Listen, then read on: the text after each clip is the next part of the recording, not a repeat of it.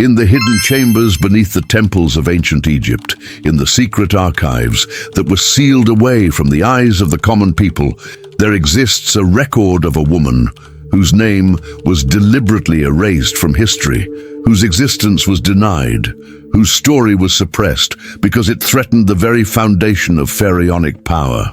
This woman was known as the Hidden Sun Daughter, and she was the sister of Tutankhamun, the twin of Ankhesenamun, the one who possessed the same divine blood, the same connection to the sun god Ra, but who made a choice that would set her apart from all the other members of the royal family. She chose to refuse the throne. She chose to walk away from power. She chose to dedicate herself to the preservation of sacred knowledge rather than to the pursuit of earthly dominion. This is her story, the story of Ankhesenamun's lost shadow, the woman who defied the expectations of an empire and paid the price for her defiance.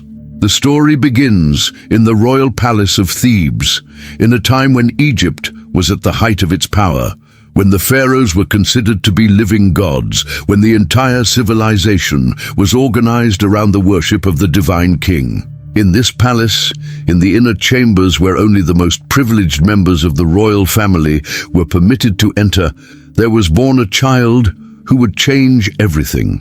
This child was a girl, and she was born as the twin of Ankhesenamun, the woman who would become the wife of Tutankhamun and the last queen of the 18th dynasty. But unlike her sister, who was groomed from birth to fulfill the role of queen, who was trained in the arts of statecraft and diplomacy, who was prepared to bear the weight of the crown, this girl was hidden. She was kept in the deepest chambers of the palace, away from the eyes of the court, away from the knowledge of the priests and the nobles. Her existence was known only to a select few, to those who understood that she possessed something far more valuable than the throne, something that could not be allowed to fall into the hands of those who sought to consolidate power through domination and control. What she possessed was the gift of sight, the ability to perceive the hidden dimensions of reality, the capacity to communicate directly with the divine consciousness that animated all of creation. She possessed the knowledge of the ancient mysteries, the wisdom that had been preserved by the priesthood of Amun, the understanding of how consciousness could be transformed and elevated through sacred practices and initiations. Her name, in the official records that were later destroyed, was Nefertari, though she was known among the initiates as the Sun Daughter, or sometimes as the Shadow of Ra, the one who carried within her the consciousness of the sun god, but who chose to work in darkness rather than in the light of public recognition. Nefertari's awakening to her true purpose came through a series of visions that began when she was a young woman. In these visions, she was visited by the high priestess of Isis, a woman of immense spiritual power who had been chosen to be her guide and her teacher. The priestess revealed to her the true nature of her birth, the reason why she had been hidden, the role that she had been born to fulfill. "You are the Sun Daughter," the priestess told her, her voice resonating with the authority of ages. "You carry within you the consciousness of Ra, but unlike your sister, you have been given the gift of choice. You can choose to follow the path of the Pharaoh, to claim the throne that is your birthright, to rule Egypt with the power that flows through your divine blood. Or you can choose a different path, a path that is far more difficult, far more dangerous, but far more essential. You can choose to become a keeper of the sacred knowledge, a guardian of the mysteries, a vessel through which the divine wisdom can flow into the world." Nefertari understood immediately that this was not a choice that would be made easily, not a decision that would be accepted by those around her. She understood that if she chose to refuse the throne, if she chose to dedicate herself to the preservation of knowledge rather than the pursuit of power, she would be seen as a threat, as a danger to the stability of the kingdom, as a heretic who had rejected the divine order. But she also understood something else. She understood that the throne was a prison, that the role of Pharaoh was a cage that would prevent her from fulfilling her true purpose. that the pursuit of earthly power would distract her from the pursuit of spiritual truth. And so she made her decision. She would refuse the throne. She would walk away from the palace. She would dedicate herself to the sacred work of preserving and transmitting the ancient knowledge. When Nefertari revealed her intention to her sister Ankhesenamun, the response was one of shock and incomprehension. Ankhesenamun, who had been groomed her entire life for the role of queen, who saw the throne as the ultimate expression of her divine purpose, could not understand how her sister could possibly reject such a gift, such an honor, such a manifestation of divine will. "You are mad," Ankhesenamun said to her, her voice filled with a mixture of fear and anger. "You are rejecting the will of the gods. You are betraying your family. You are betraying Egypt. How can you possibly turn away from the throne when it is your birthright, when it is your destiny?" And Nefertari replied with words that would echo through the ages.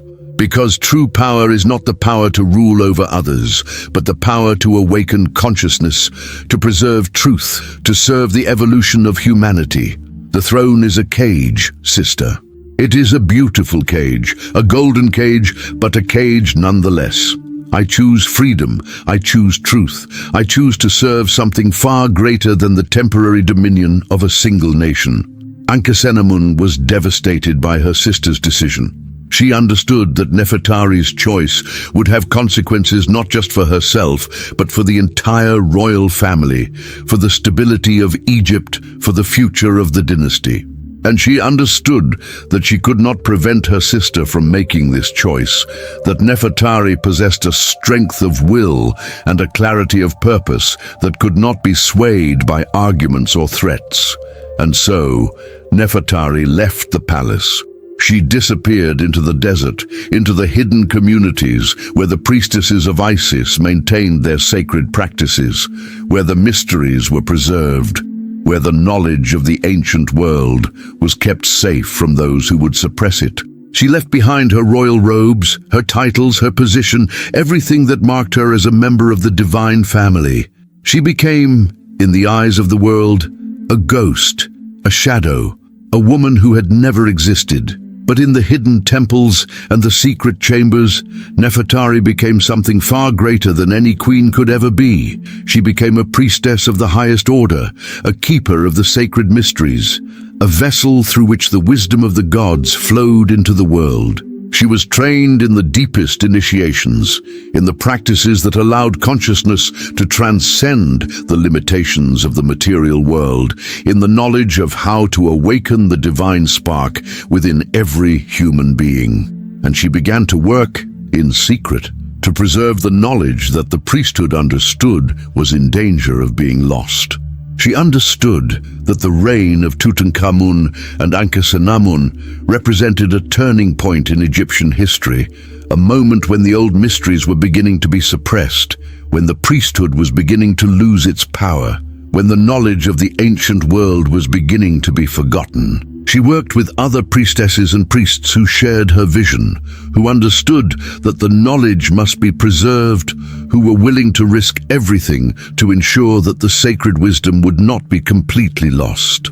They created hidden libraries, encoded the knowledge into symbols and sacred geometry, established networks of initiates who would carry the knowledge forward into future generations. If you want a practical, step-by-step explanation of the path of knowledge we're exploring here today, I've created a complete guide to help you apply it in your own life. You'll find the link in the description.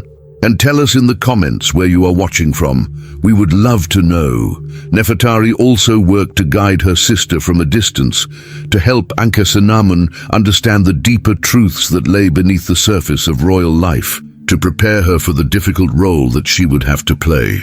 Through secret messages and hidden communications, through dreams and visions that she sent to her sister's consciousness, Nefertari tried to help Ankhesenamun understand that there was a greater purpose to her life than the pursuit of power, that her role as queen was an opportunity to serve the evolution of consciousness, that she too could be a keeper of the sacred knowledge even while sitting on the throne. But Ankhesenamun was trapped in the role that had been assigned to her, bound by the expectations of the court, constrained by the limitations of her position.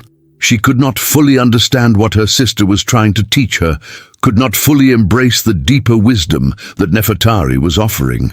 And so she remained on the throne, playing the role of queen, while her sister worked in the shadows, preserving the knowledge that would eventually be lost to the world for thousands of years.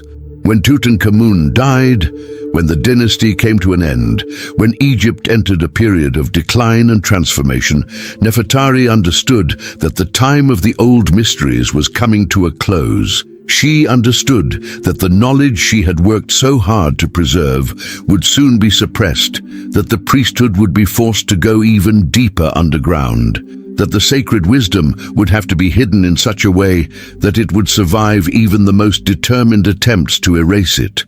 And so she made a final decision. She would create a hidden archive, a repository of knowledge that would be sealed away, hidden in a place where it could not be found, preserved in such a way that it would survive until a time when humanity was ready to receive it again. She worked with the most trusted members of the priesthood to gather the most precious texts, the most sacred objects, the most essential knowledge of the ancient mysteries. And she placed them in a hidden chamber, in a location that was known only to a select few, in a place that would remain sealed and hidden for thousands of years. When Nefertari died, she died in obscurity, her name forgotten, her existence denied, her contribution to the preservation of sacred knowledge unrecognized by the world. But her work lived on. The knowledge she had preserved continued to be transmitted through hidden networks of initiates, through secret societies and hidden communities, through the consciousness of those who understood the true nature of the mysteries. And in our own time, we are beginning to rediscover the work of Ankhesenamun's lost shadow. We are beginning to understand that there was a woman who chose to refuse the throne, who chose to dedicate herself to the preservation of sacred knowledge, who worked in the shadows to ensure that the wisdom of the ancient world would not be completely lost. We are beginning to recognize that her choice, her sacrifice, her commitment to truth over power was one of the greatest acts of service that any human being could perform. The story of Nefertari is the story of every individual who has chosen to walk away from power, who has chosen to serve truth rather than to pursue dominion, who has chosen to work in the shadows, to preserve knowledge rather than to seek recognition in the light. It is the story of those who understand that true power is not the power to rule over others, but the power to awaken consciousness, to preserve truth, to serve the evolution of humanity. And it is a story that is particularly relevant in our own time, when so many are being called to make similar choices, to decide whether they will pursue the power and the recognition that the world offers, or whether they will dedicate themselves to the preservation and transmission of sacred knowledge, to the awakening of consciousness, to the service of the greater good. Ankhesenamun's lost shadow reminds us that the most important work is often the work that is done in secret, that the most powerful contributions are often the ones that go unrecognized, that the greatest service is often rendered by those who are willing to sacrifice everything in order to preserve truth and to serve the evolution of consciousness. The hidden archive that Nefertari created still exists in some form, in some dimension of consciousness. The knowledge that she preserved is still available to those who know how to access it, who have developed the consciousness necessary to perceive it, who are willing to dedicate themselves to the path of truth and service. And those who are called to this path, who feel the stirring of Nefertari's consciousness within them, who understand that they too are being asked to choose between power and truth, between recognition and service, are being invited to step into their role as keepers of the sacred knowledge, as guardians of the ancient wisdom, as carriers of the light that Nefertari kept alive in the darkness. The sun-daughter's shadow is rising again. The hidden archive is beginning to be revealed. And those who are ready to receive the knowledge that has been preserved for thousands of years are being called to awaken, to remember, to claim their role in the great work of preserving and transmitting the sacred wisdom that will guide humanity toward its next great transformation. And if you like this story, you will definitely love the next one that's appearing on your screen. Don't forget to subscribe to our channel, leave your like, and activate the notifications. See you in the next one.